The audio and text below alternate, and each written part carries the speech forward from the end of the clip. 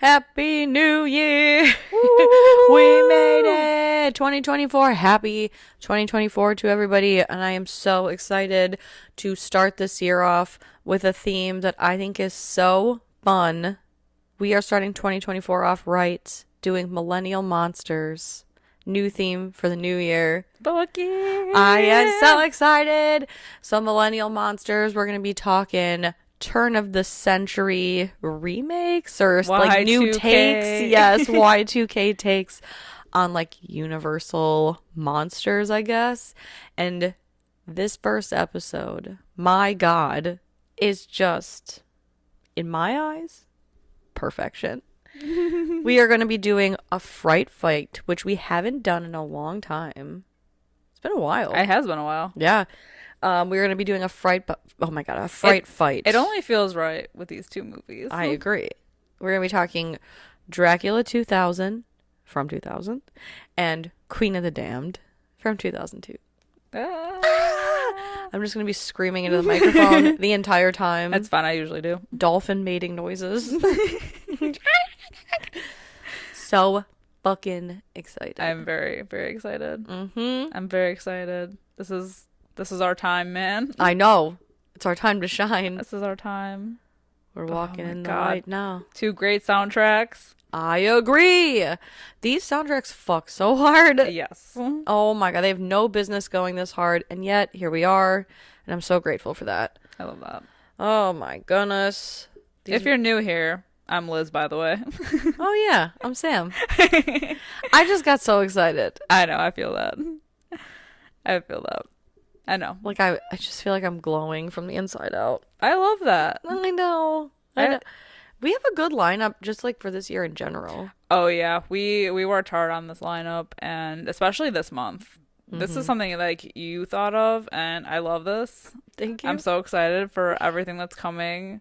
I mean, honestly, every month, but yeah, this month is good. It's a good starter for the year. I feel like October is going to be your month to shine. Mm-hmm. No spoilers, but oh yeah, I'm just very proud of the title. Yeah, that's a good one. It's a good one. I'm very proud of that, but that's to come. Mm-hmm. We're talking about now, man. It's a fresh year. Now. It's a fresh year, just like back circa 2000 when we all thought we were gonna die. Mm-hmm. But we didn't. The computers, they didn't, blow up or whatever, and we're here, and we were fortunate enough to live to see Dracula 2000, which currently has a 4.9 out of 10 on IMDb.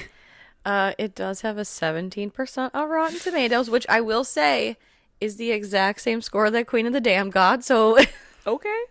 As far as Rotten Tomatoes goes, they're even. Okay, so maybe people didn't feel as fortunate to be alive to see this movie. Yeah.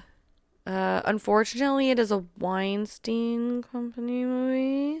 Yeah, I mean, a lot of movies are, so. But supposedly, allegedly, Harvey Weinstein bought the script and then hired somebody onto the movie, and he was like, Dracula 2000, huh?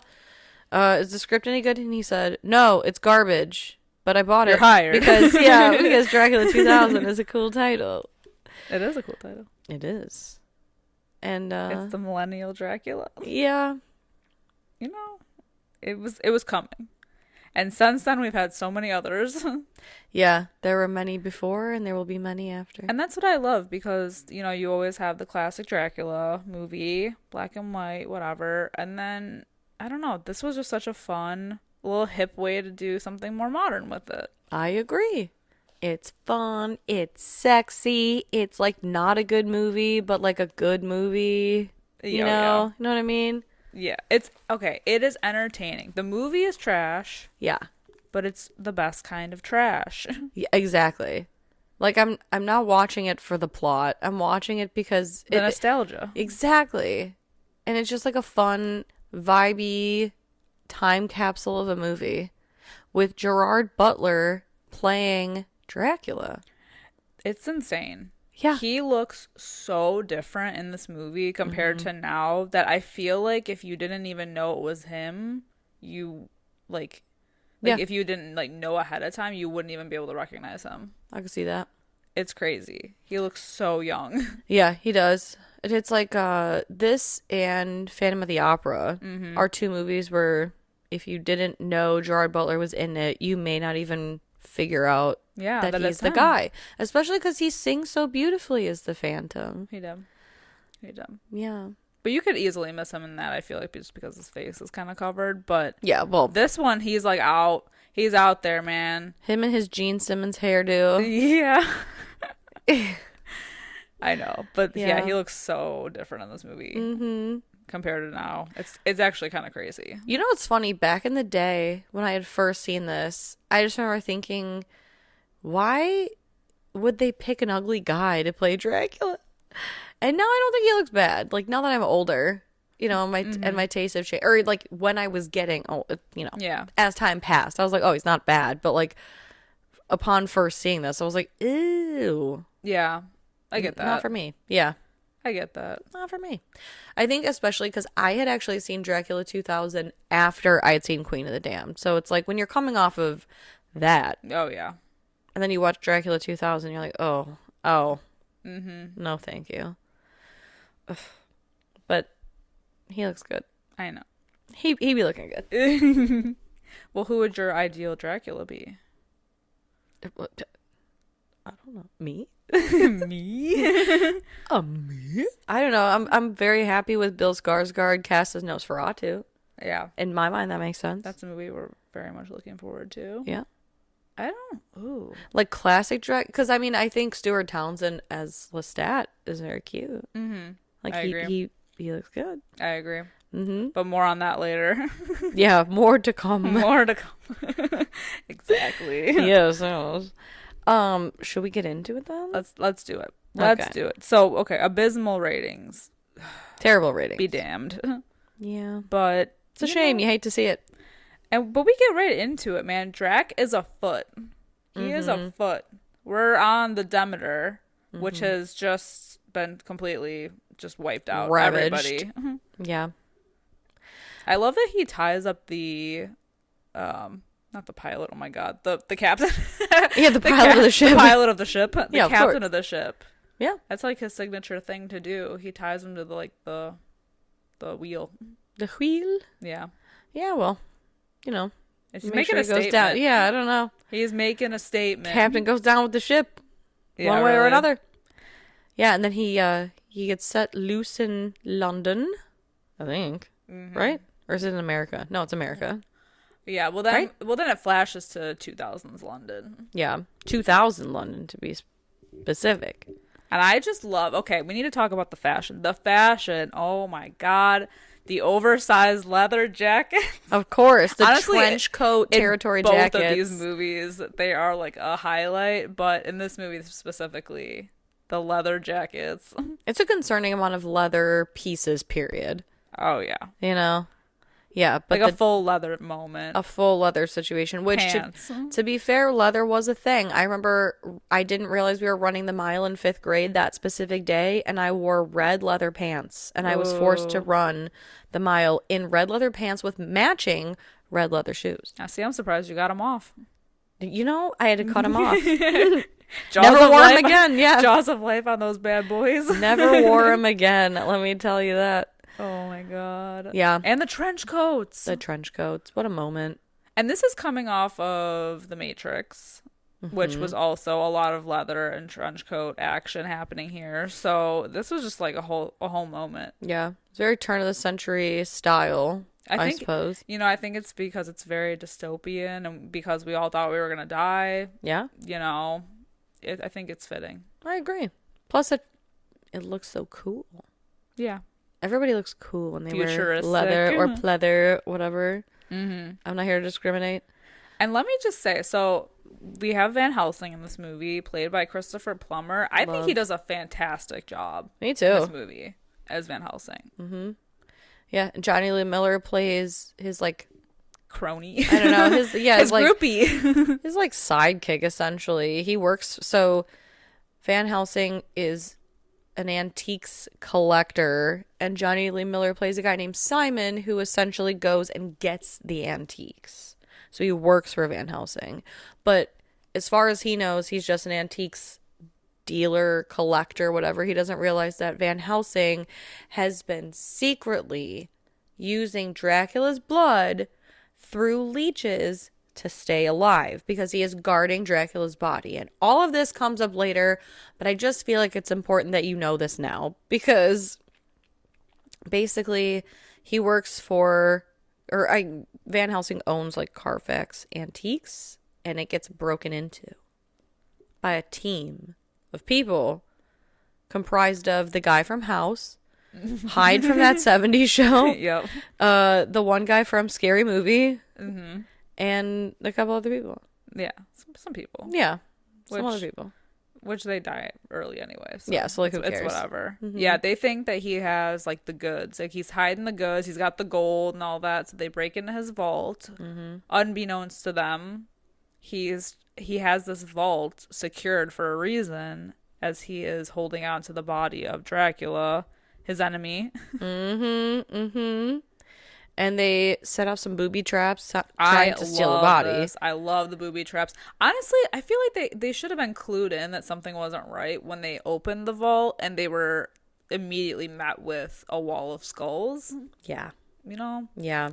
And I like they have nods to different era vampires with the skulls, like the one with the two right in front is obviously supposed to be Nosferatu. It's just like I like how the placement of the Dracula teeth, like like how it's fangs. The evolution. Yeah. I love how it looks like a dungeon down there. Uh-huh. And it's like literally like sitting underneath this modern museum. Right? It's wild. like a train station or something. I don't even know what it is. It's wild. Yeah, it's so weird. The booby traps are so good though.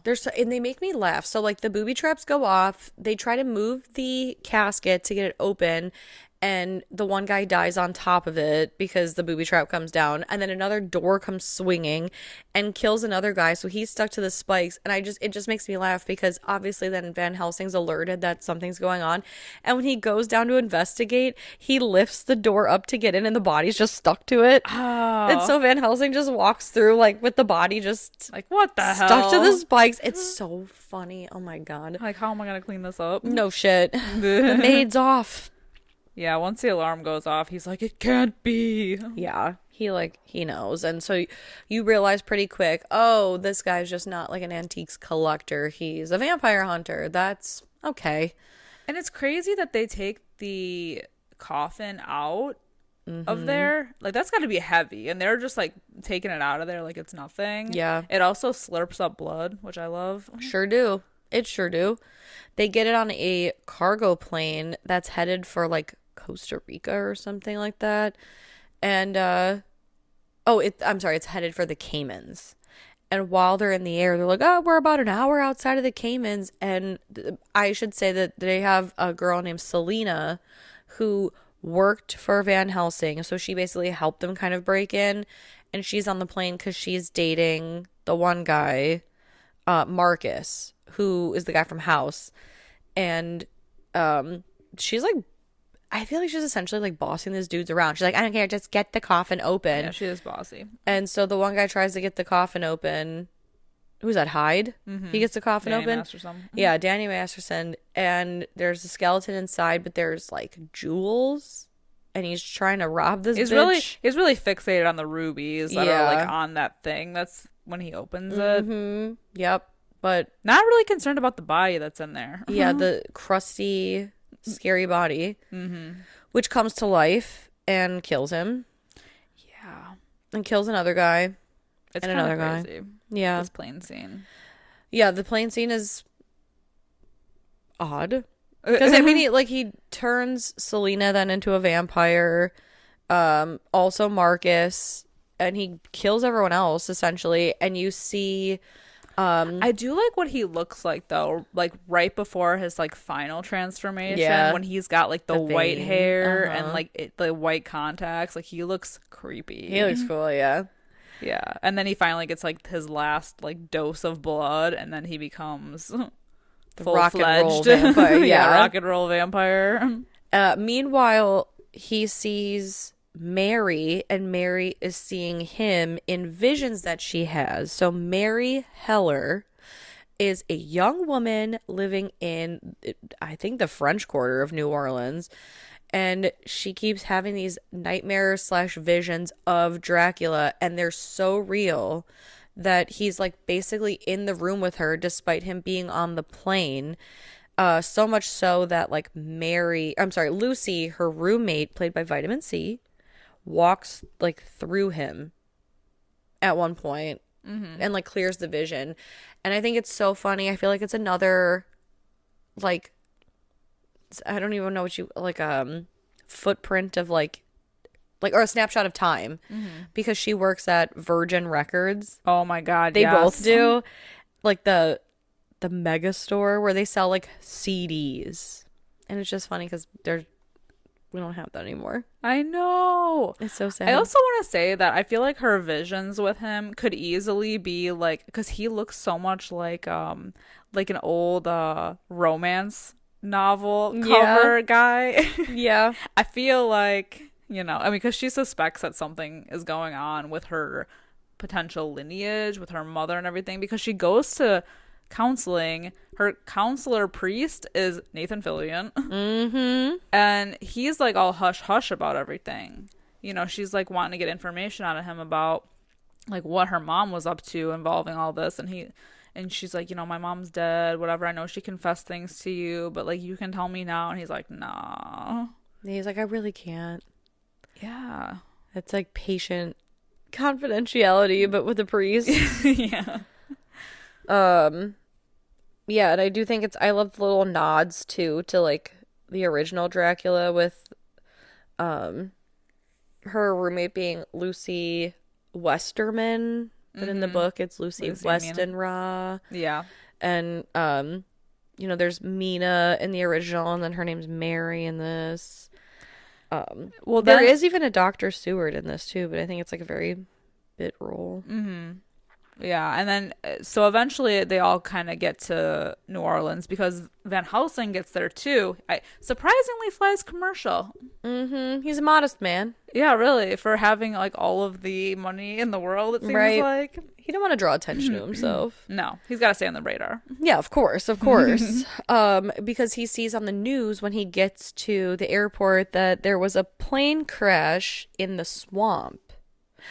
And then we're taken to the site where this girl, Valerie, is she's like on the scene, like reporting on the crash or whatever. And Shane West is her camera guy. I love that. I know. The fuck? There's so many random people in this movie. Yeah. So weird. And they basically get attacked by Dracula. And it's kind of cool. That scene is actually cool though, because he can't see Dracula right away because he's looking through the camera. So when he bites her, it's not until he looks away from the camera and looks up that he sees him. And then additionally, like when she goes and hides in the van, she's watching him die, but she can't see because it's on camera. Yeah. It's like kind of a cool scene. It is cool. I think there's a deleted scene where you can see him like coming out of the swamp too at some point. Pretty cool. That'd be so creepy. Yes. Very weird. But essentially, so he attacked Selena and now has her as bride number 1. Valerie is going to be bride number 2.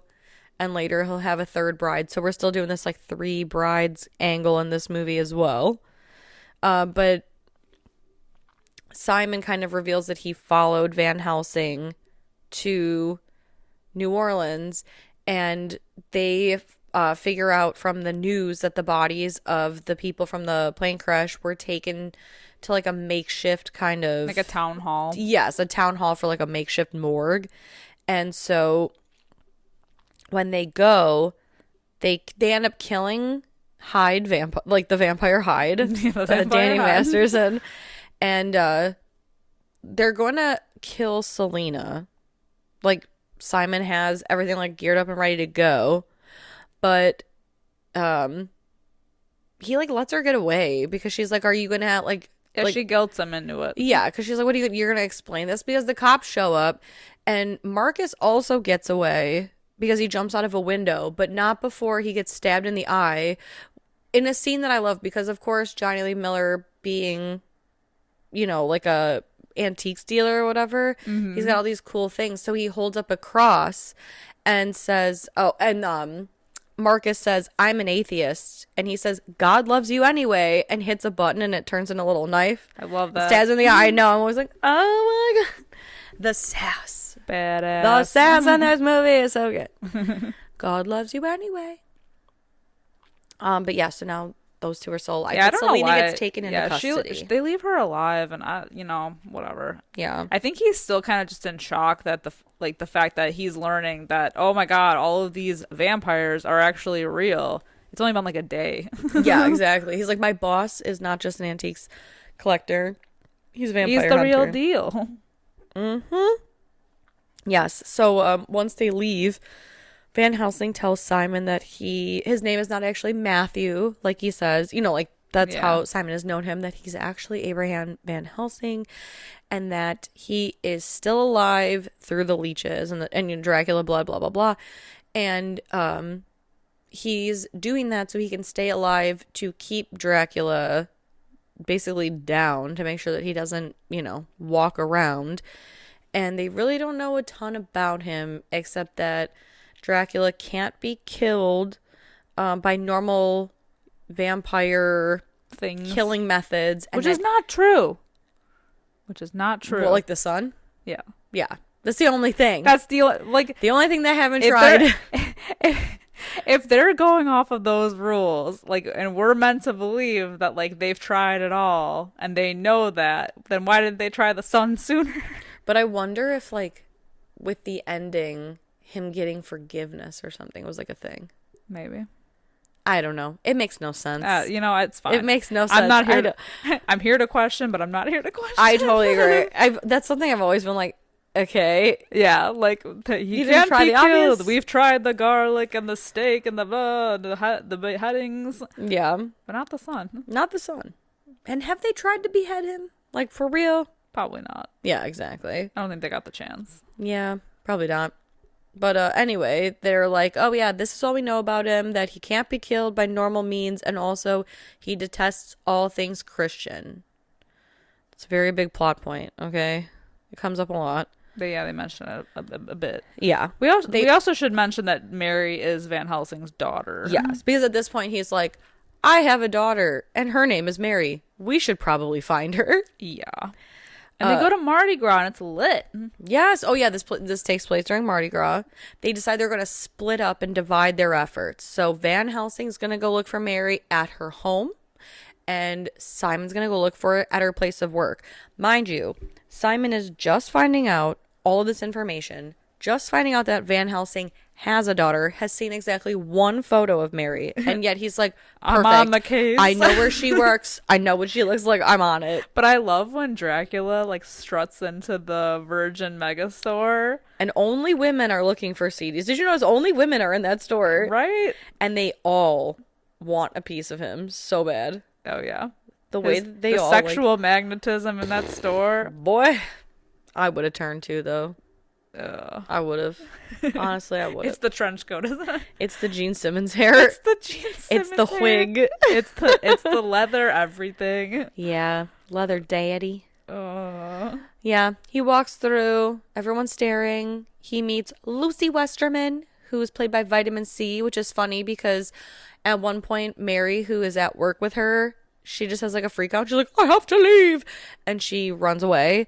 And Vitamin C can be seen, Lucy can be seen standing in front of Vitamin C CDs. And Disturbed. So cute. And Disturbed.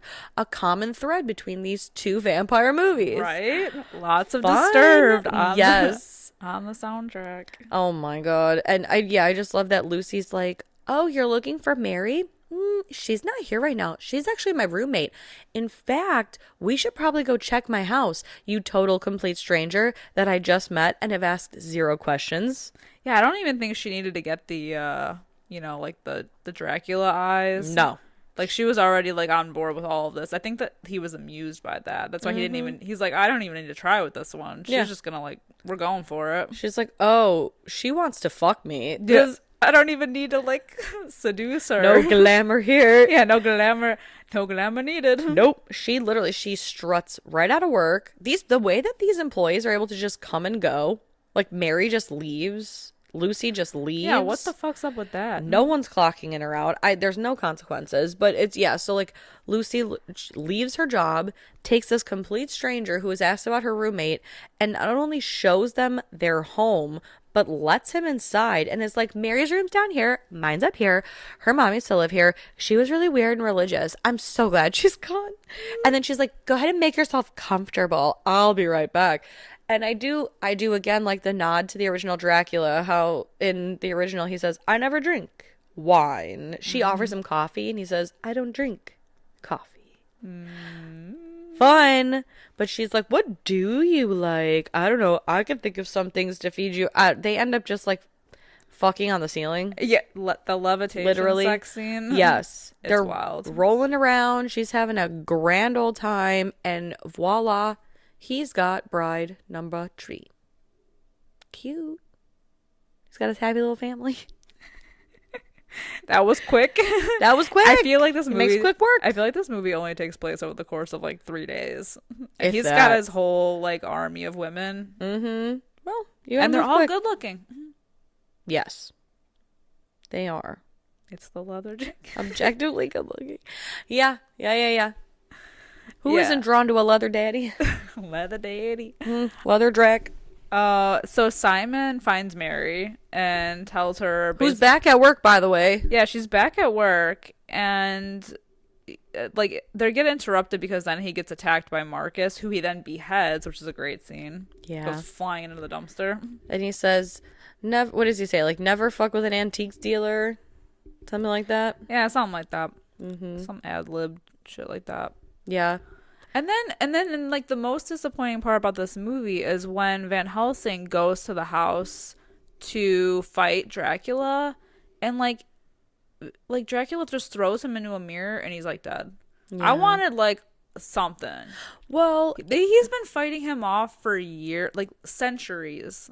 Well, I guess the mirror is important because the whole way that Van Helsing trapped Dracula back centuries ago or whatever the hell it was that he was able to trap him with his own reflection despite Dracula not having a reflection.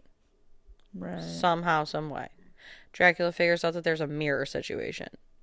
And that's how they trap him and do whatever. And so he basically uses the same like mirror trick on Van Helsing because he says, he makes a comment to him about it and then throws him in the mirror. But then, yeah, like you can tell that something more happened, but they don't show it, which is disappointing because then Mary shows up and that's when that like pole is through the bed. Yeah. And Van Helsing's under the bed and you're like, oh, well, was that necessary though? Yeah, I wanted to see like the fight because like when he was, suiting up back at the museum before he even got there, he had one of those cool like walls where like the walls turn around and there's like a whole weapon thing and like an arsenal, and I wanted to see him use some of it. Yeah. And it's like crazy that he just got taken out so quickly after fighting him and like warding him off and especially keeping him there for all those years. Right. Well, especially if you consider the fact that he has Dracula's blood at least a little bit in him. Yeah. Because we know that he has Dracula blood in him because he's like, oh yeah, I've been doing whatever with the leeches, but then also it confirms that he passed some of Dracula's blood down to Mary, which is why she's so connected to Dracula. So clearly there's like blood that binds all of them, and yet he doesn't want to kill Mary, but he wants to kill Van Helsing. And even though he has the blood in him, he has no like strength. Yeah. It's weird. There's a lot. It's a little weird. Yeah, it's a little weird. That was like, I think, like the most disappointing thing. Yeah. But it's fine. It's fine. Yeah, Mary finds him then. Yeah, she goes home. She gets a call from Lucy and she's like, I'm with your father. Okay, first of all, the way that Mary keeps just saying, Father, Father. Have you ever called your dad Father? No. Is that something, like, is that like a cultural thing? Like, I could never look at my dad and be like, Father. Hi, Father. Father. Yeah, because she finds him. I don't even call my dad Dad, so. Honestly, fair enough. Oh my God, I could never. Sweet D. Sweet D, the sweetest. The sweetest of D's. Yeah, her dad is pretty dead. And then all three of them. It's pretty dead because first of all, he looks pretty pale. I was waiting for like a last gasp where he's like, "Oh, and this is your blood and Dracula and blood." Yeah, you know, something important he would say. But I'm glad that even in this cheesy ass movie, they don't do the typical cheesy like I have just enough knife to get it out. Yeah, it's always the longest monologue. My God. Look in the chest for the special steak. Yes, exactly. The steak. That'll key. Do it. Yes. That's the final nail in the coffin. Literally. Disappointing. Whatever, yeah. it's fine. I know it. We've moved on. Yeah. Yeah. But she's also met with the 3 brides. Right, and they're the ones that expose, because they're like, first of all, your dad was delicious. Second of all, you know what? I do hate this cheesy dialogue, though, because then, like, Lucy appears, and she was like, you've been having him in your dreams every night, and you didn't share. Get out of here. Are you fucking serious? You ho. You ho. Yeah, you ho. And then they'd say, like, oh, why are you so special? And then Selena exposes that she has Dracula's blood that runs through her veins. So he, like, wants her because he's like her. Yeah. Because he's like her. Yeah. And then he shows up and she runs from him, which is like, he's like so hot though. And you're like, well, you want me? You need a 4th? You got 3 hoes and you want me? Amazing. But then he turns into a dog and runs after her. Yeah, what's up with that? He turns into a wolf bat. Yes, well, because I think in the original, doesn't he can turn into a wolf and a bat. Yeah, they mentioned something about like the silver bullets and shit. But he's a bat and he goes to like leap for her and explodes into like 1,000 bats. Well, it's because Simon shoots at him. Yeah. So to avoid getting shot, But now here's the thing. So we do find out at some point in the movie towards the end that Dracula came about in like a religious way. Mm-hmm. So my question is, what does the wolf and the bats have to do with anything religious? I don't think anything. Again, I don't unless care. Unless it's like a wolf in sheep's clothing kind of thing, because he's presented as being like Judas. Yeah. True. And because he was so like ridden with guilt over betraying Jesus and tried to hang himself, God was like, nope. And he put a curse on him to be a vampire. I mean, I could totally be looking into that. No, that's the wolf in sheep's clothing thing. Yeah. Yeah. Because that's essentially what you find out. Like he shows Mary that he was turned into a vampire because he was Judas in another life, I suppose. And that's why he detests all things Christian and silver, because at one point they're trying to do research and they're like, why does he hate silver? That has nothing to do with Christianity exclusively. And it's because Judas sold out Jesus to the Romans for like 20 or 30 pieces of silver. I can't remember now. But that's why he detests silver.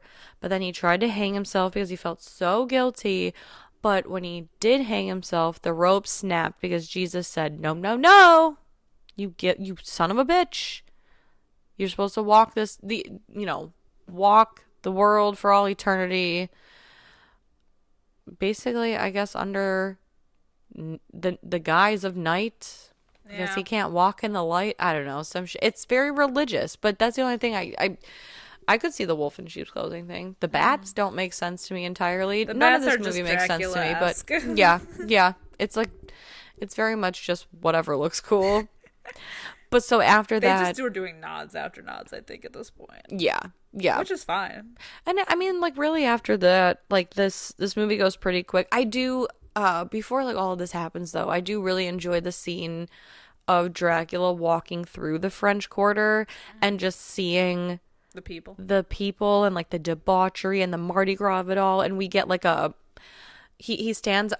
And this was fun too. Okay, so like at one point he's standing outside of Virgin Records, and there's a music video of Monster Magnet. The song Heads Explode is playing, and he's like, "Oh, this is brilliant," and everybody's just so like sexed up and crazy and whatever. He's like, "I woke up at the right time." Right. Well, I was like looking at just like fun facts about this movie. Supposedly, allegedly, in the Korean version of this movie, it's not Monster Magnet, it's Linkin Park, One Step Closer. Really? That plays, yeah. Interesting.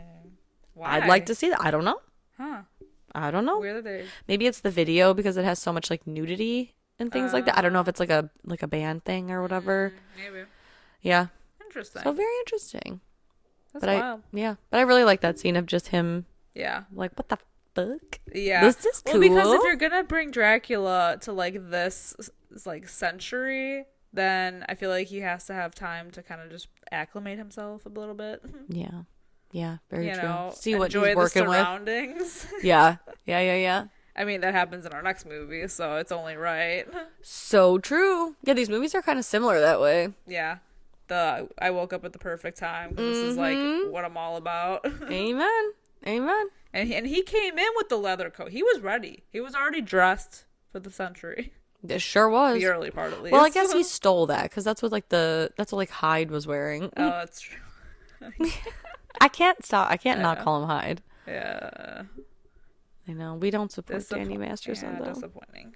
Very disappointing. Very. But yeah, this movie goes pretty quick after this because they hole up in a library. You get your typical, in a church. And then there's, of course, like the rectory in the church. And they're doing like the typical research scene. And that's why they're like, how come he doesn't like silver? But then Dracula shows up. And Simon basically is like, oh, run, Mary, I'll distract him. And I don't know why this line always makes me laugh. Because he holds up a Bible and he's like, you think you can protect her with a Bible? Period. This dude's been alive for like a million years. Yeah. You don't think they've tried that? Right. Not a little wiener Simon. Exactly. Just shit. Propaganda. Although Johnny Lee Miller, he's kind of cute. Oh, he is, but he's got nothing. Wolf. Yeah, no, he's got nothing on Dracula. He's got no plan. I would have just throw the book at him. Yeah, he's a man with no plan. Yeah. Love that. But somehow it works out for him. It does. Yeah. But either way. He does stake one of the brides. He does. And Dracula runs. So, like, Mary runs into the cemetery. One of the many cemeteries in New Orleans. And now this. Okay, so Dracula ends up finding her, right? And he gives her this speech. And it reminds me of those memes where it's like, it's always I love you and never, like, some grand statement. That's how I feel about this. Because I feel like men always just say I love you and never things like a poem. Like in the original Dracula, or in Bram Stoker's Dracula, I should say. Like, yeah. I have crossed oceans of time to find you. In this movie, he says, all that I am is yours, and all you are is mine. And I mean, I would have just fucking melted. I would have like, okay. I would have folded so fast. Like a fucking like a plastic table. Like a plastic table with weights on it. I would have just bent backwards at the knees. Like, fucking, what? It would have been over. What is that? Yeah, I would have gone willingly. Where is that? Why can't I get that? I don't understand. I don't understand. They don't make them like they used to. Ain't that the truth? Those medieval men. Men, make sure you're telling your women some poetic shit like this, okay? Google that shit. Yeah. My God. I have crossed oceans of time to find you. Excuse me? Are you kidding me? What do I say to that? I don't say anything. You don't. I lay on my back. Your clothes fly off Bruce Almighty style? Yes. That's so true. I agree. And he scoops her up and whisks her away. And Simon's still standing there holding the bag like, what? Like a plebe. Yeah, like a plebe. And now it's Simon's turn to walk through, the French Quarter during Mardi Gras when it is like nuts to butts packed because everyone's trying to get beads. But the brides, it's funny because like you'd think you wouldn't want to alert anybody you were, right? Like you would not want Johnny Lee Miller to come where you were if you had Mary. And yet these three dumb bitch brides, they can't help themselves. They cannot help them. They're like, ooh, yeah, ooh, in the crowd, like this way. Yeah. Okay. I feel like nobody is really that good about keeping things. No. Well, it makes me think of Dracula Dead and Loving It. Oh, yeah. When Renfield's like, he jerks to the left, jerks to the right, and he's like, lost him, and leads him right to fucking Dracula's castle. Like, that's how these hoes are. Dude, even when they're stealing the coffin, they're supposed to be all like stealthy in the beginning, and they literally use explosives. Yes. Like, that's not how you do a heist. Like, are we for real? Come on. Especially because it was still open. Yes. Yeah, they're not really great at this whole stealth thing. No. Yeah. That's wild. But yeah, Simon follows these brides right to the hangout, which is a rooftop. It's a building. Yeah, they're on the roof of a building that happens to have like a greenhouse, but also a giant light up cross with Jesus on it. It's really fitting. Very fitting, because Mary and Dracula are talking and he's like, do you have any idea how long I've waited to find somebody who is like me, who like wasn't made to be like me but was born like me, like with your blood but not being bitten. Exactly. He's like, I've waited forever for you, and I'm gonna show you things that I've never showed anybody. And that's when we get the whole Judas storyline, and he like bites Mary to show her, and then he's like, please drink from me, so she becomes a vampire a little bit. And then the brides expose that they have Simon, and they're like, you need to drink from him. Show your loyalty. Show your loyalty. And it looks like she does. And she grabs a giant knife that Simon had, and she goes up to Dracula and she's like, I want his head. And Dracula's like, he's yours to kill. I don't know. It's just like, it's so cheesy. Cause you're but it's a really good fake out, though. It really is, because she's about to behead Simon, but then Lucy, she looks at his neck and realizes ain't no holes, just blood. And she's like, the bitch is faking it. But then, wha-ching! Selina's head gets cut off. No, Lucy's. Oh, Lucy's. Lucy's head gets lobbed off. Oh, no, Simon. Fuck that bitch. Simon cuts Selina's head off. With garden shears. With, like, the burning shears. Oh, yeah, the burning shears. I love that. Yeah. Yeah, and the third bride's dead already, because he, like, basically walks in, and they're like, and, yeah, he just gets her right in the gut. He gets her. Yeah. So Mary takes this time to tie that cord around Dracula's neck, and, like, it's crazy because she like throws him over the side, and like suddenly it's dawn. Yeah. Like it was like the dead of night not too long ago, but now it's like dawn, so he's just like hanging off the side of the building, off the cross. Yeah, it's honestly, it's so true too, because like I think at some point I haven't been to New Orleans during Mardi Gras yet. I will be there this Mardi Gras, which is really exciting. But don't they come and like clear people out of the streets and like hose it down at a certain point? You'd think. Because when he's like going off and giving this whole speech about Mary, about, you know, like Jesus and whatever, and she's like, you should, you know, like ask forgiveness, whatever. And he gives this whole monologue, and he says, oh my God, what is he says? Now I drink the blood of your children, and, you know, like, I let them, something about, like, letting them take in all the pleasures that you would deny them or whatever. And he's like, they're literally looking down over the side of this building at, like, the huge crowd of people celebrating. Like, no one there. Now there's no one there. Not only have they cleared everything out, the street sweepers have come, and it is dawn immediately. It's immediately dawn, and with his like last breath, he's like, I release you. Yeah, because Mary, in order to throw Dracula off the side of the building, she hurls herself too and she's falls a vampire, to the ground. So she's okay. Right, she survives, but he releases her. So she's not a vampire anymore. Nope. And that must be the thing to atone him because he's looking up at the one he betrayed, and he's hanging there, and he goes up in flames, and he's burnt to a crisp. And that's all it took. All these centuries.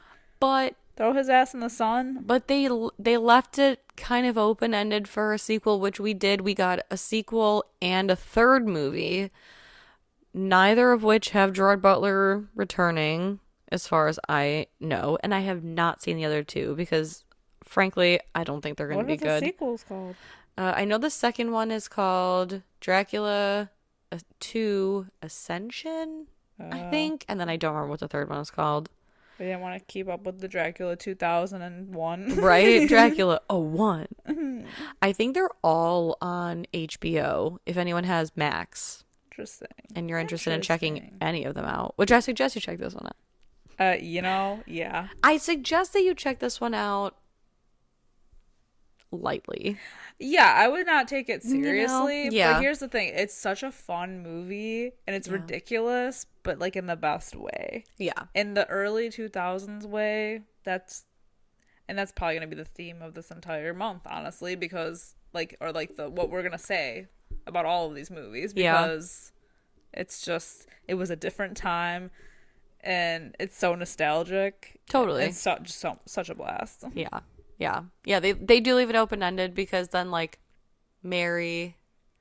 Oh, I just need to say this, too. So, like, Mary obviously, like, is fine, and she's like, I know now that I'm Mary Van Helsing, and I gotta protect what's left of Dracula's remains, because just in case he comes back, blah, blah, blah. And then they do flash his face before the credits. But I just couldn't... every time I watch this, I just can't help but think how annoying Mary is, because now I feel like Simon is stuck with Mary, and she's done this whole like damsel thing. Like this is gonna be her whole personality for the rest of her life. Exactly. Dude, after a little while, it's just like, cut the shit. Yeah. You're annoying. Well, especially because she had no idea about any of this before, and now she's in the beginning of this movie. And I want to believe that this only took place over the course of maybe a week. And she's all of a sudden like, I know everything there is to know. Yeah. Just because we had one exposition scene of her in a library. Mm-hmm. Doing her research. I'm an expert. Terrible. Listen. Yeah. Listen, lady. If I were Simon, I would be needing to punch her in the mouth. Why is Simon so invested in this anyway? Because Van Helsing's like a father to him. But he's not there anymore. I know.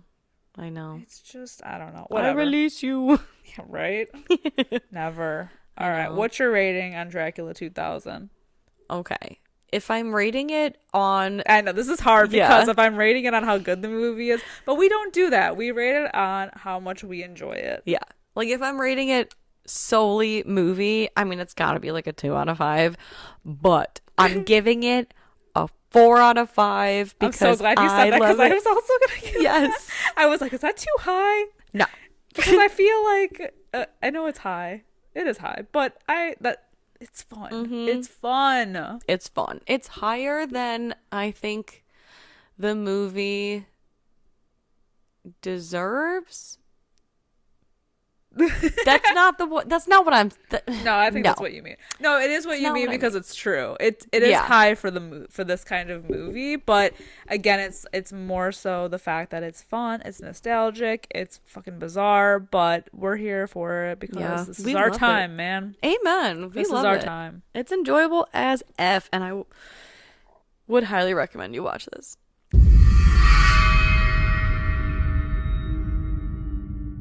Hey creeps, looking for more frightfully good content? Head over to our Patreon at patreon.com/Fright Mic podcast to help support the show. We have current movie reviews, spooky cocktail recipes to match our theme of the month that you can enjoy if you're 21 and over. Or not, I'm not your parent. For legal reasons, I must say this. We play games, trivia, literal fright fights, and much, much more. If you head over to patreon.com/Fright Mic podcast. Again, patreon.com/Fright Mic podcast. You can find everything over there. And again, it is a great way to support the show. We greatly appreciate it. And we love you guys. Bye. Bye.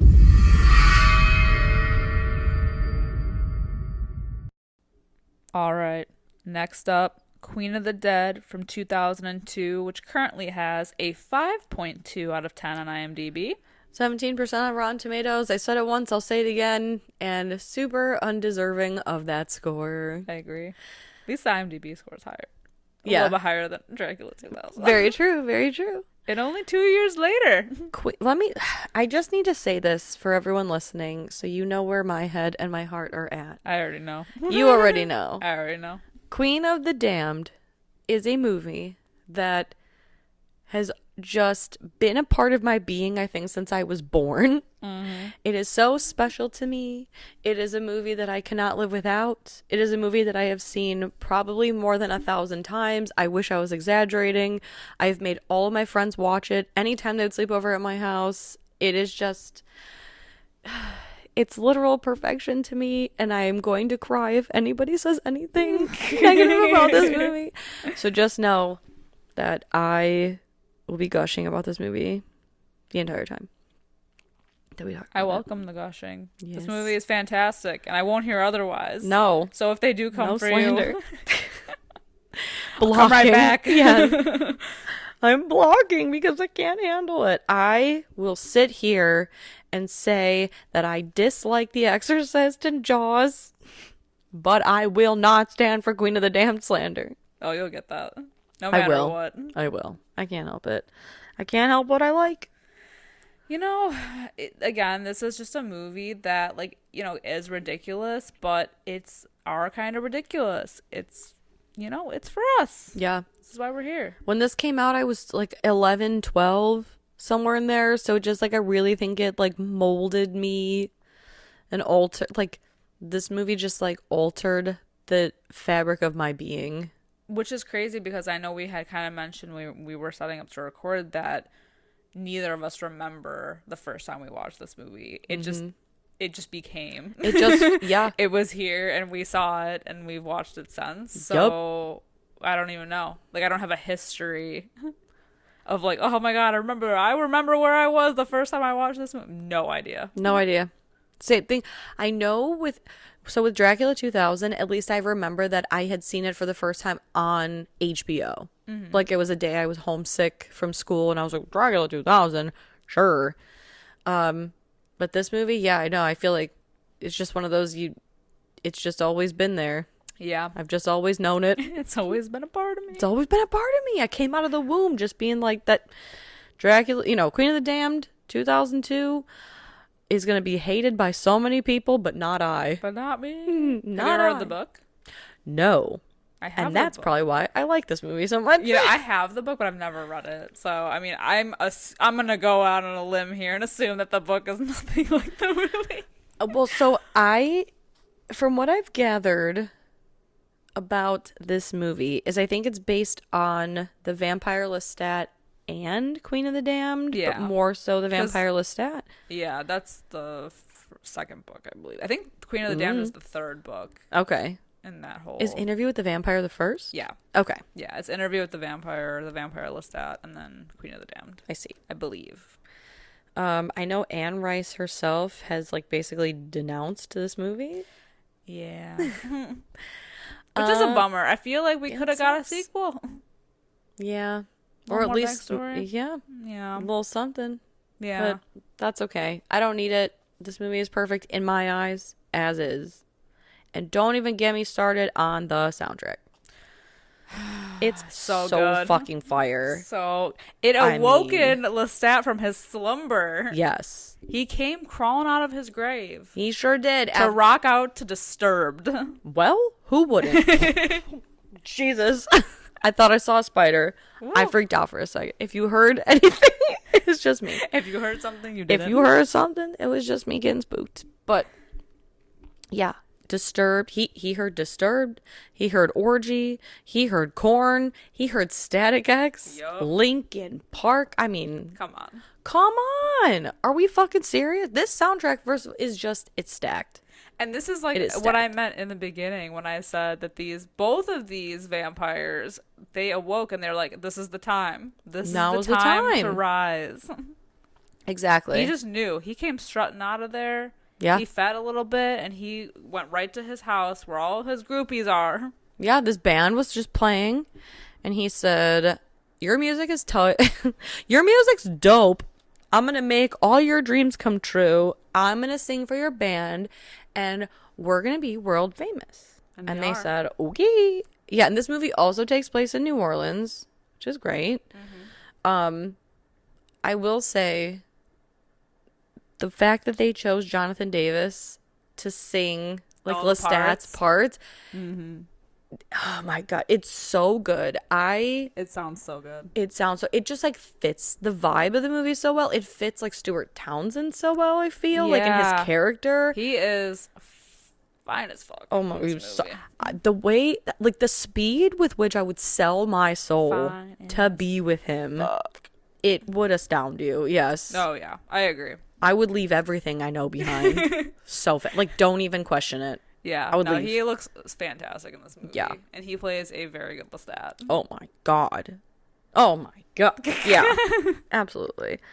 Bring it back to reality. I know. And so the first song that we get is in the opening credits of the movie. We're seeing like a music video, like an actual music video of the Vampire Lestat, the band, singing a song called Forsaken.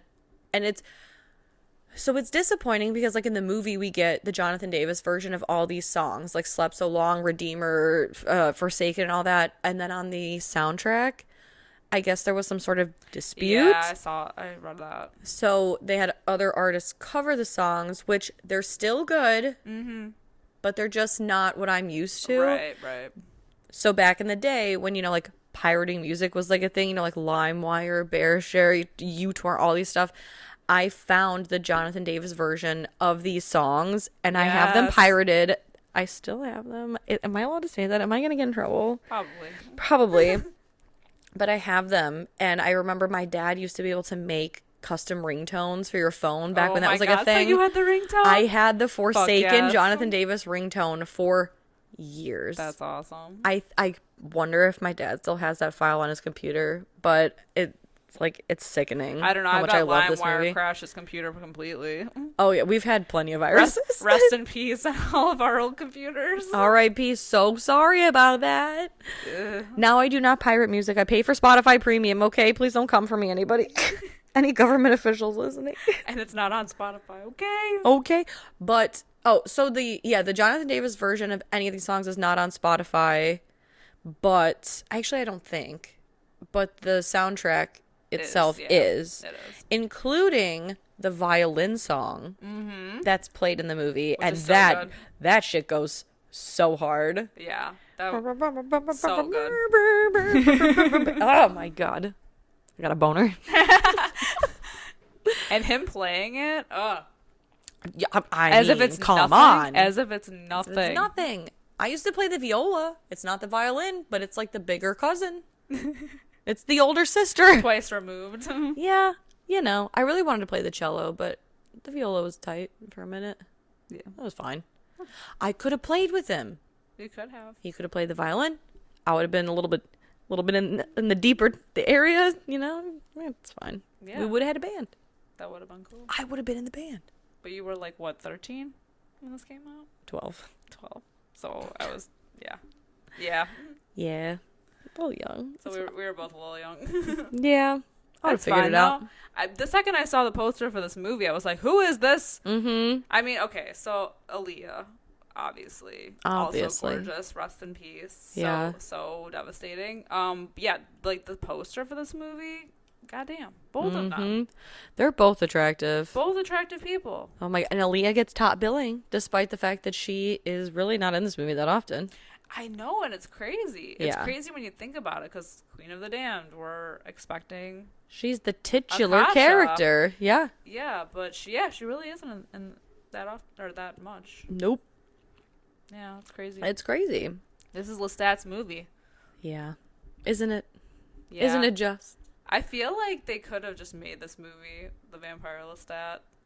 Yeah, I don't know why they chose Queen of the Damned as the title. Yeah, it makes more sense because we're following him more than anybody. Mm-hmm.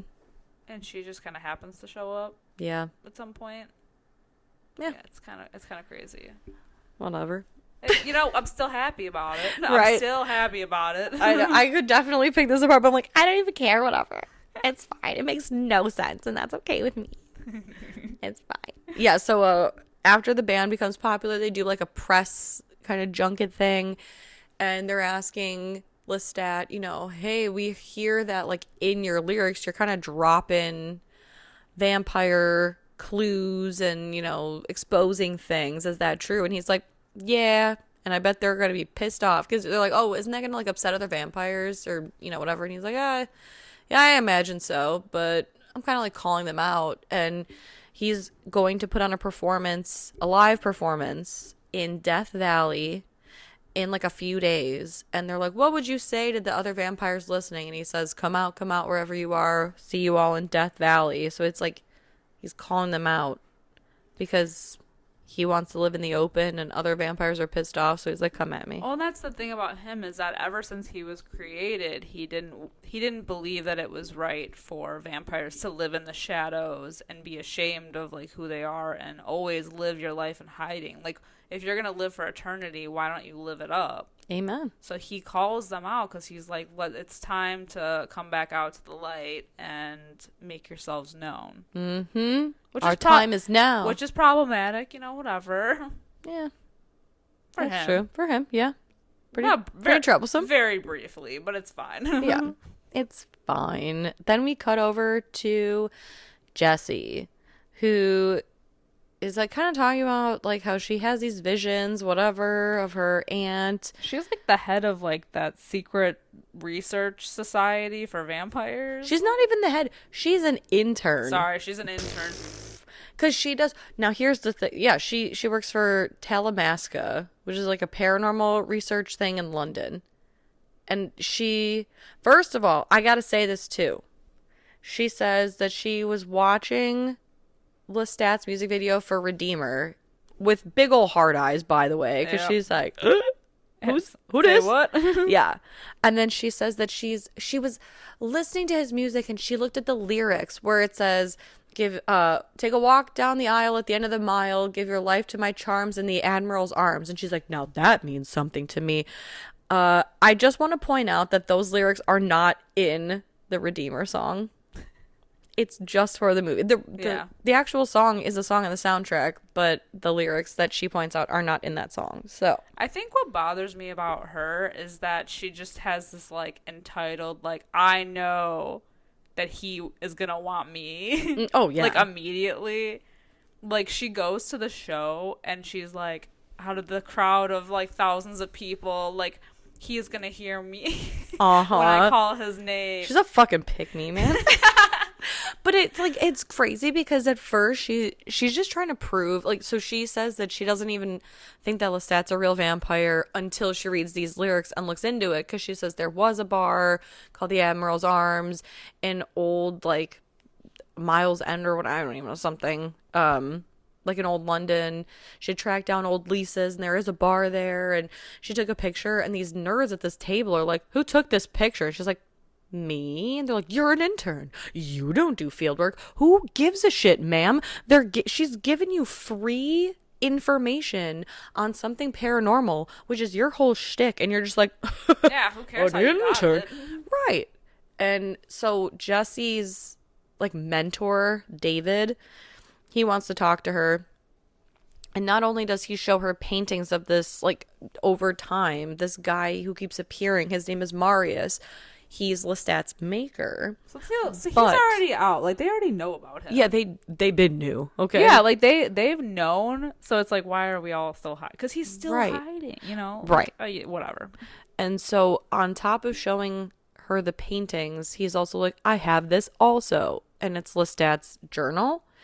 And she sits down one day for some light reading, and she reads this whole journal. Read it in the bathtub with the candles going. Yeah, no, and that's when she like really goes goo goo gaga for him, because she's like, I just understand him. Yeah, I could change him. I can save him. Gross. Yeah, but like the journal is cool because while she's reading, we do get like him narrating how he was taken by Marius and turned into a vampire. and he taught him how to like feed, and that's when we get like that really cool beach scene where Marius is saying that we must never, like, we don't fuck with the humans, we have to hide ourselves. Take what we have, but don't make yourself known about the whole situation. And also, you should never drink to the last drop, because then you'll take their death into you and die. And that's like you were saying earlier, Lestat is like, what the fuck? Why? But like, we are powerful. Why are we the ones hiding? This makes no sense. I want to be like, I want to be famous. I want to be made. You remember that show? Right, yup. I want to be made. I want to be made. And he hears a beautiful melody. We see like a woman and a man sitting by a fire, and they're playing instruments. And he decides, I'm going to go over there and I'm going to play that shit too. And he does, but he lets on that he's not human. And so Marius attacks the man and tells Lestat to attack the woman, and he feels immense guilt about it. And then I think, so he takes the violin. He keeps the violin. And he plays very, very well. Plays it so well. So fine. And one day he's playing it, and like, he basically finds his way into a hidden chamber that holds 2 statues of a king and queen, the queen being Aaliyah / Akasha, the queen of the damned, and he plays for the statue, which causes her hand to rise. It's so cool. It's very cool. How it's like it almost looks like she's kind of encased in the stone, and she's kind of like coming alive, because you see like the veins in her arms start going, and there's like a brief like clip of her like standing. Oh, it's so good. It's amazing. And he even bites her wrist. He does. She offers. He drinks, and then Marius knows like straight away. I love her backstory though. Akasha, how it was like her and her king, and they basically like drank the world dry, and they like kind of go crazy a little bit, and then she ends up killing the king too. Later in the movie, But yeah, I just love her. Me too. Like, what a queen, actually. What a queen of the damned. So after this happens, Marius bails on him. He's like, yeah, you've already done enough damage. You were like more than I bargained for. And like pieces out. Also, it's the same thing. We get like Lestat saying her blood is like liquid fire. And I'm like, ain't nobody say that about me. How come nobody says this about me? Somebody. I know, you want to meet a vampire. I do. It's just not, it's not fair. It's a dream of mine. Since I was like 4. This is ass. Somebody could taste my blood. I could be like liquid fire. You don't know. Okay. Nobody knows. It's all the alcohol. Yeah, probably. The alcohol and buffalo sauce. Yeah, really. Yeah. Yeah, but like you said, Marius like bails. Yeah, he bails on him. He's like, nah, I'm out. You've been playing with things that you should not be playing with, and he leaves him. So yeah, and he says that he is left with just nothing but the cold, dark wasteland of eternity. That's rough. And Jesse reads that and is like, not for long. Not for long. I'm coming. Yeah. So she switches from her like nerdy intern self to like full goth wear, and shows up at the vampire bar completely unprepared, because she's immediately like sniffed out by them. Oh yeah, because she walks in looking like she's never been there. You act like you belong, and you just kind of like, tilt your head to the left, tilt your head to the right, kind of like, inconspicuous. She walks in literally mouth agape, like, what? Who are you people? Like, how are you serious? And she gets herself into trouble, so Lestat has to come and rescue her, which is exactly what she wanted. Well, and because and she mentions Marius, right? Which like really tips him off, because it's like, what do you know? Yeah. The fuck do you know? Yeah. She knows a lot because she's been obsessing over you for like. Yeah, fangirl. Okay, hello, stalker. Stage 5 virgin clinger. Honestly. Yeah, because he like saves her and he says, boo. And she gets up And she's like, oh my God, thanks for saving me. And he's like, ew. Wow, that's presumptuous. Yuckers. Who said I was saving you? Yeah. And she does this whole like, oh, I read your diary. It touched me. It spoke to me. Yeah. And she fucking fangirl. And then there's the concert, and she goes, and like I said, she's like in the crowd of thousands. She pushes her way to the front. Right. Well, and also, so yeah, she decides she's gonna fly to LA for the Death Valley concert, and she's like, I'm going. Nobody can stop me. Who gives a I'm shit? just going on a vibe. Yeah. No plan, just a vibe. Yeah, just a vibe. And it's cute because when she gets there, Jonathan Davis has like a little cameo as a ticket scalper. But yeah, she pushes her way to the front, and Lestat's manager is basically like, I can only take 2 girls, because earlier in the movie we get a fucking I feel like, I don't know if iconic is the right word, only because like Static X's song Cold is playing, but he takes 2 girls back to his home that he like gets from his manager, and they're like trying to flirt with him. They're basically like, do you want to fuck? And he says, oh, because they say like, are you ticklish? And they're trying to be flirty, and he's like, oh, very. And that's when he's like crawling on the ceiling and he eats them while Cold is playing. And so he's looking for like 2 more girls, and Jessie just happens to show up at the right time, pushes herself to the front and gets taken. But even before all this is when Marius visits Lestat.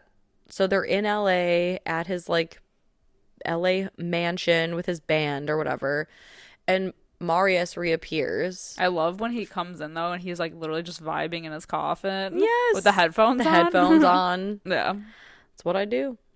I feel like I have headphones and he's in so all day annoyed. every day. He's so annoyed because he's like, he was literally just jamming out, but he knows that he's there. Yeah, he gets the vibe real quick. He's like, Marius. And Marius, like, Lestat's basically, let me show you what it feels like to live in the limelight. And while they're chit-chatting, Marius drops the little nugget that Akasha has woken up. Ooh. Whoa. And she is looking for him because she shows up to the Admiral's arms, and much like Dracula from Dracula 2000 makes everyone's heads turn at Virgin Records. Hell yeah. She walks into the Admiral's arms, and everyone is like, oh shit. Oh, who the fuck is this? Yeah. And System is playing. I just want to say too, for being like the mother of the vampires, because that's what they like kind of claim her to be. You think that all of them would know who she is? A little history lesson. I mean, I know they probably were like, oh my God, like they don't believe that she's like standing in front of them. Yeah. But for them to just like talk down to her like way they do, and then she rips that fucking guy's heart out. It was incredible. It was incredible. I know. Well, especially because like at the Admiral's arms, when Jessie goes, she said, she was turned by Marius, and they were like, oh, there's no more ancients left. And here we have Akasha, who's like the most ancient of all ancients. She's old school. She's old school. And she points to the video on the TV. It's Lestat, and it's their song System, which on the album is covered by Chester Bennington, and it's so good. And she's like, that guy, he was here. I could smell him. Where did he go? And they're like, girl, we're gonna kill him. And she said, oh, really? Yeah. She's not too happy about that. Not. Yeah. She does a sexy little dancey dance. She rips his heart out, which I just need to say, I just have to point out. And she eats it. She eats it. She fucking eats it. I got a question, though. Why is it beating? The heart? Oh. Vampires are dead. Just wanted to point that out. For full effect, I appreciate. Yeah. But she sets everybody ablaze. She sets that whole fucking place on fire. That's the thing. She doesn't bite anybody. Nah. She bites that heart, and yeah, but everybody else, she just like bursts into flames. Yeah. I mean, like, why waste your time though, I don't know. Because I feel like you need that old school touch. But she just has like fire powers. She probably doesn't even want to waste her time. She's like, ugh, bye. Yeah. I need to make quick of this whole situation because I gotta find my man. Exactly. I gotta go get him. Yeah, but so now back to Jessie, who weasels her way into His mansion. The meet and greet thing. And there's like another girl, and I just love it because she's like, she's trying so hard. She's trying so this like unfortunately this would be me in the situation. I'd be the one that's like, okay, nobody wants you. Gets whisked away because she's like, I'm a huge fan. And then Jesse's standing there and she says, boo. And he says, boo back. And like, again, if that were me, I would be dead on the floor. Clothes disintegrated, flesh melted, heart gone. I would look like the little cartoon with the hard eyes. Like, fucking forget it. Are you flirting with me? Yes, exactly. I would die. Yeah. And he says, she's like, Lestat, I came all the way from Tarzana. And he says, what about you? She says, London. He's like, a London god? I would have mistaken you for a Telemascan. She's like, baby, another life. Get the fuck out of here. Go. Get out. Stop flirting. And I just looked at the other girls like, I'm an Episcopalian. And she gets escorted. She's promptly told to get the fuck out. It's pretty brutal. Pretty bad. Pretty bad. The level of rejection. The level of cringe. Yeah. I would have cried if I were her. I would have literally cried. Yeah. So Jessie is like inquiring about this whole vampire life and how she definitely like believes that it's for her. And she's like all about this. And he's like, you sure about that? You sure? But then, they like, I don't know, they like fly or something. It looks but like a perfume ad. It really does. It does, which is funny because Stuart Townsend used to be married to Charlize Theron, who famously is in all those Dior ads for the perfume. Wow, what a connection. I know. Don't you just love it? Can you imagine the babies they would have had? My God. Charlize Theron and Stuart Townsend. Yeah, what a beautiful fucking couple. Damn. And here I am thinking I ever had a chance. It's okay. Not a chance. We can all dream. I know. And I do. Right? Often. Yeah. But they're like flying. I don't know. They're like materializing. But it's just like the way that he's delicately holding her. And she's like, that also would have been my face though. Mouth agape. And then they fly to the observatory where he lands on the ledge. She's gonna fall, but he like pulls her up and she just lands so delicately in his arms. The thing that makes me cringe about this scene though is that he's like, Marius is right. You're beautiful to me because you're human. Like there's something in the fragility and the finiteness of your humanity that's just so like beautiful to me because I don't have that, and it's so precious. And she's like, I'm not as precious as you think, and takes like a safety pin and just like cuts her titty, and he's like, get the fuck out of here, ho.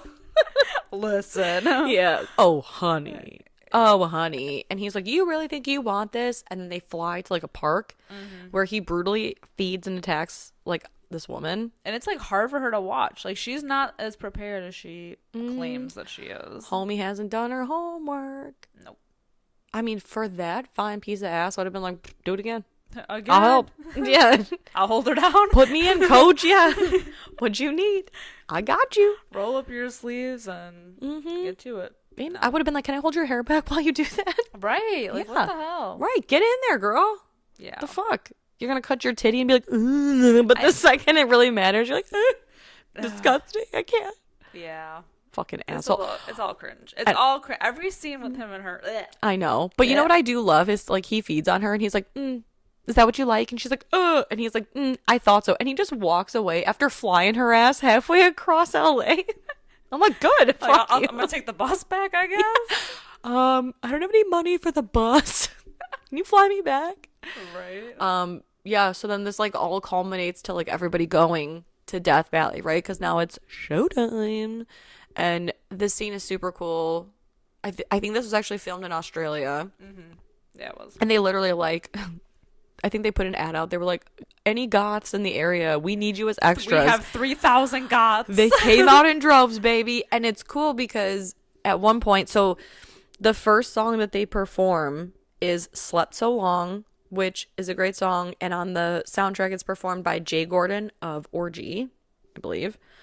And the crowd is singing along, which apparently they kept in the movie because from doing so many takes, the crowd like memorized the song. Yeah. And so they just did it on their own. So fucking cool. So fucking cool. Epic. I love that. I know. Oh, and then he sees all the vampires in the crowd. yes. Because not everyone else is, like they're jamming out, they're jumping around, it's like crazy. And of course, he can pinpoint those people who are like just standing still. Yep. And then so they end that song and he's like, oh, you guys want more? They start playing Not Meant for Me, which again on the soundtrack is by Wayne Static.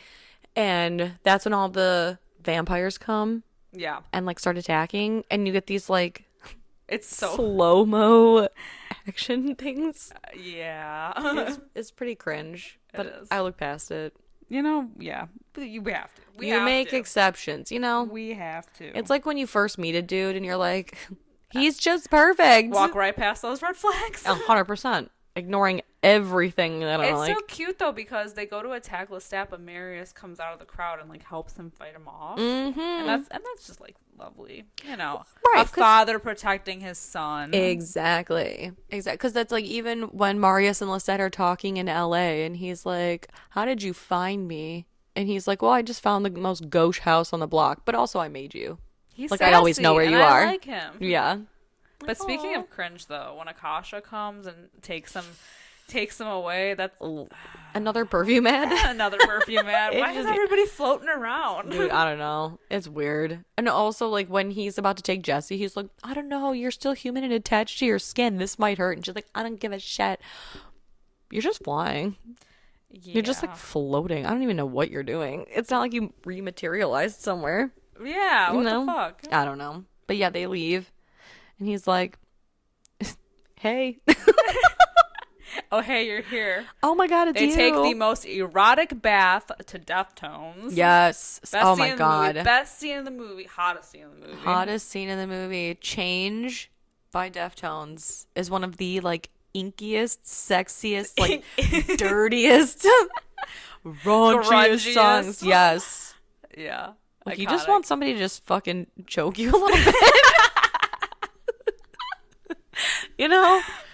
Like, even if you've never thought that, when you listen to that song, you're like, I think I want hands on my throat. There's literally, like, not a better song that could have gone with this scene. I agree. It's just, ugh. I agree. It's so It wasn't long good. enough, man. It wasn't long enough. Rose petals everywhere. Yeah.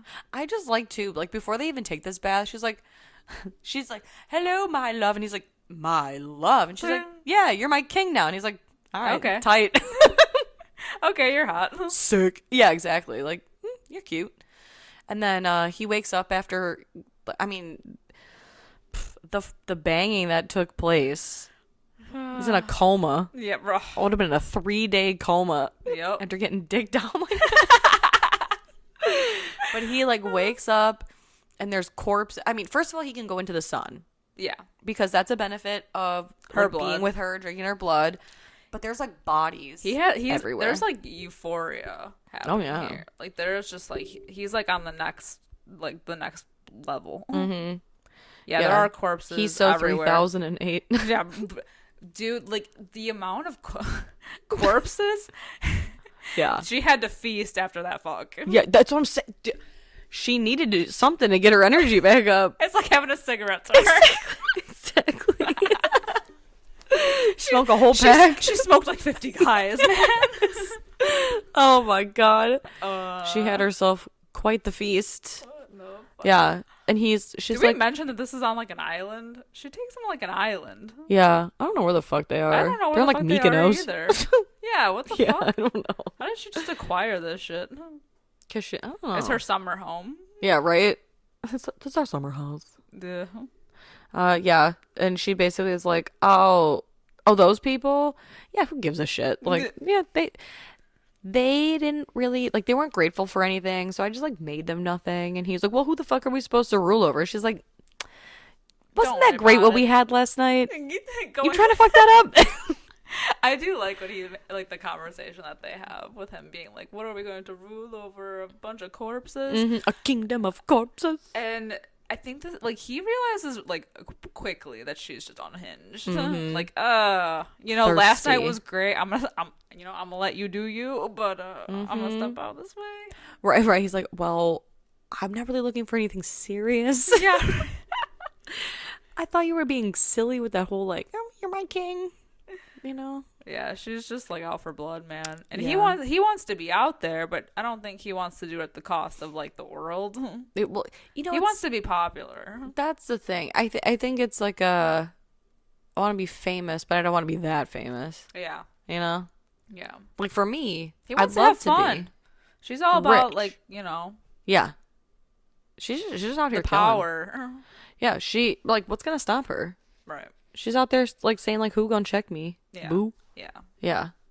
Meanwhile, Lestat's like, I mean, I'm making music.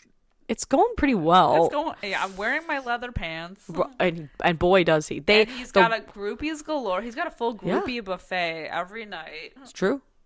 And I'm always there.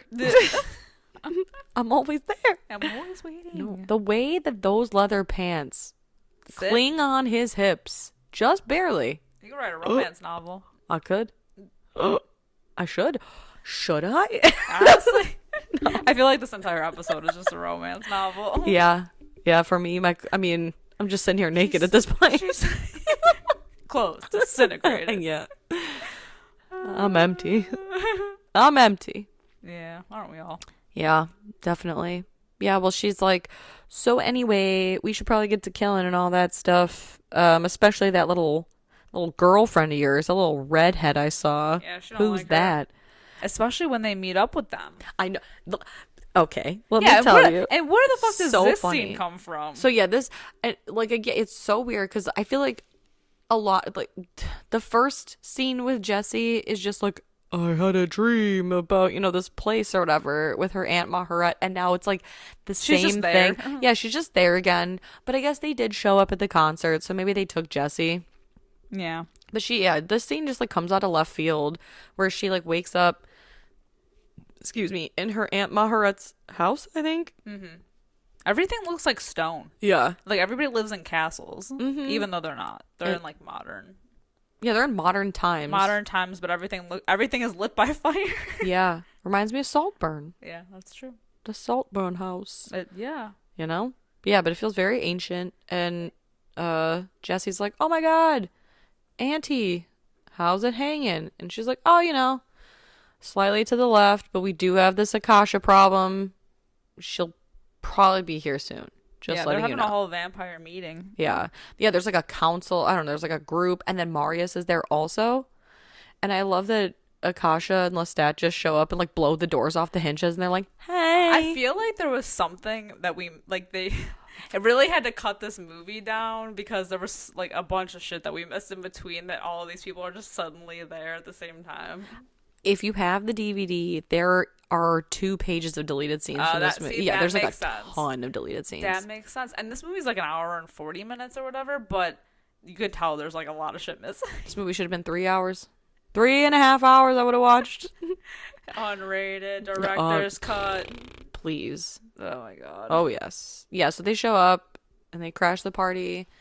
And they're like, hey, it's us. How's it hanging? And I just love that Maharet's like, Akasha. And she's like, oop. You better address my king first. And Jessie's like, what? The what? She is dickmatized. And she didn't even get any of the dick. Nope. She is ready to go. She's been the whole time. Yeah. Ever since she saw his music video, Thirsty. it was over for her. Mm-hmm. I keep calling her thirsty as if that's not literally the same thing that happened to me. Yeah. Yeah. Hey, you're just as bad. I'm worse. I'm worse. But yeah, so like I just love that they show up and Jessie's in the corner there and Akasha's like, she already knows. Hey, you love me, right? And Lestat's like, mm-hmm. And she goes, right. Kill her. And he's like, ugh, she's nothing. And she goes, all the same though, I'm gonna need you to kill her. And he bites her on the tit. He does. But I just love the pettiness of Akasha. Like, literally a queen of queens. And she's like... There's one girl making eyes. In the room. Gone. Yeah. Done. Kill her. She means nothing to me. I know... But I don't I care. would feel better, though, if you just killed her. I do want her dead. I don't like the way she's looking at you. Yeah. As long as she's alive, she's a threat. Even a queen has insecurities. That's so true. And yeah, he feasts on her titty. and then lays her down gently. And she's so dramatic the way she just lays there with the most heinous boots. What a crime against humanity. Those boots that she wears. I'm sorry, she was being teleported to this castle in the middle of nowhere. I don't think she got an outfit change. Oh, she did. Oh, she woke up in a new outfit. Gown. Yeah, really. Everyone's wearing gowns. Well, because she wore that plaid number with those heinous boots to Death Valley, and when she woke up, her like hair's in like a bun. She's got a little tank top situation and a flower skirt, but still those boots. My God, we didn't lose those on the journey over here. Those made it. Those made it over here. And Margaret let you wear those. A crime of fashion. Yeah, exactly. It's been committed. A sin. A true sin. But essentially then, like, to reward him for his good behavior, for killing the hoe over there, she's like, here, you go ahead. Because he's like, where's my crown? And he gets to drink from her. But they do mention that, like, she's weak when she's letting people feed on her. So he really is, like, going to town, right? Yeah. Because he also is like, this bitch is crazy. Like, we gotta, you know. Yeah. So Marius is like, ooh, shit. And they all, like, kind of get in there. And they do, unfortunately, they lose a vampire along the way. Yeah, you know. Burns up. But they ultimately do get to take her down. And Lestat's gonna, like, finish the job. But Maharet's like, oh, no, I will do that. Because she took Akasha's death into her. So Akasha, like, I don't know, turns to dust. Yeah, she just disintegrates. Yeah, she looks pretty rough. And then Maharet turns to stone. And I just love the one blonde vampire, like, out of nowhere. He's like, in case no one got it, he's like, she's dead. She took her death into herself. She did. She drank the last drop. Now she's stone. And then Mario's like, she's asleep. Thank you. Thank you for explaining that. Thank you for that. We didn't just witness this happening. Right. Like, thank you so much. That's great. And then Lestat runs over to Jesse and he's like, oh my God. And he lets her feed because now she's a vampire. Yay. And it's so annoying. And they're like in love or whatever. It's so stupid. I don't want to talk about it anymore. I don't want to talk about this. Ugh.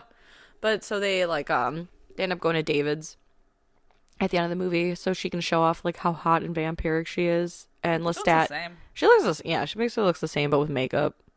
And like her hair is down. Yeah. And she's wearing a decent outfit. Mm-hmm. Thank God. Yeah. She too has a leather trench coat. She also is wearing leather. Don't you worry. And Lestat gives David his journal back, which is nice because he's like, oh, you can keep it. You keep it. You hold on to that for me. Right. Yeah, it's kind of like leaving things at your parents' house. You're like, I don't want this at my place. But you can hold on to it. You hold on to it, yeah. They got traveling to do. Yeah, they got some shit to do. Because then they walk into the cold, dark wasteland of eternity, but together to the song Before I'm Dead by Kidney Thieves, which I think is also on that soundtrack. And if it's not, it's a good song anyway. I think it is. Yeah. I love that. Fantastic. Yeah. What a great movie. Top tier. Top tier. I agree. Right. We won't hear otherwise. We won't. I won't hear the slander. I know how bad this movie is, and I don't care. Because it's a great movie. I think it goes without saying.